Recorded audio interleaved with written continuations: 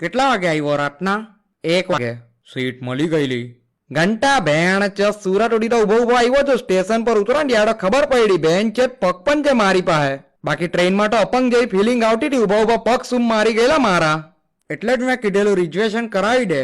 અલા લંડા ફકીરે મને કીધેલું કે જનરલ ડબ્બામાં જગ્યા મળી જાય. તો મળી તો ગયેલી જગ્યા ઉભા રહેવાની. આ બે ભોસ સડીને હલવાની પણ જગ્યા નહીં હતી, એટલા ભરાયેલા હતા ડબ્બામાં. ચડતી વખતે પહેલેથી જ ભીડ હતી કે પછીથી થઈ? હવે ચડતી વખતે પણ એટલી ભીડ હતી ને ભેણ ચો, એક ધક્કામાં ડબ્બાની અંદર ને બીજા ધક્કામાં ડબ્બાની બહાર. હું વિચારું માં ફાડી પાછો બહાર કઈ રીતે આવી ગયો જનરલ ડબ્બા માટે એવું જોઈને. અબે ડબ્બો નહીં હતો, ડબ્બો હતો ભેણ ચો. ટ્રેનના નામ પર એક મચ્છરની પણ જવાની જગ્યા નહીં હતી, એટલા ચોંટી ચોંટીને ઉભેલા હતા બધા. એક સાઈડ બધાનો પસીનો ગંધાય, બીજી સાઈડ ટ્રેનનું સંડાસ ગંધાય ને એવામાં પાણીની બોટલ વેચવાવાળા ડબ્બામાં ચડે. ગાંડા ચોયડાને દેખાય છે કે પગ મૂકવાની પણ જગ્યા નથી ડબ્બામાં તો પણ ચડે. અબા ચમનચુ ત્યાં રિઝર્વેશન વાળા ડબ્બામાં જાવ નહીં વેચવા. બેન ચોર આવી ભીડમાં પહેલા એ બોટલ વેચે, પછી એ કાઢવા માટે કોઈના કોઈ મૂતરવા માટે ઊભું થાય. ટ્રેનના સંડાસમાં અને રોડ પર અગવામાં કોઈ ફરક નથી, કેમ કે બંનેમાં તારી લેન્ડી ફળે તો રોડ પર જ.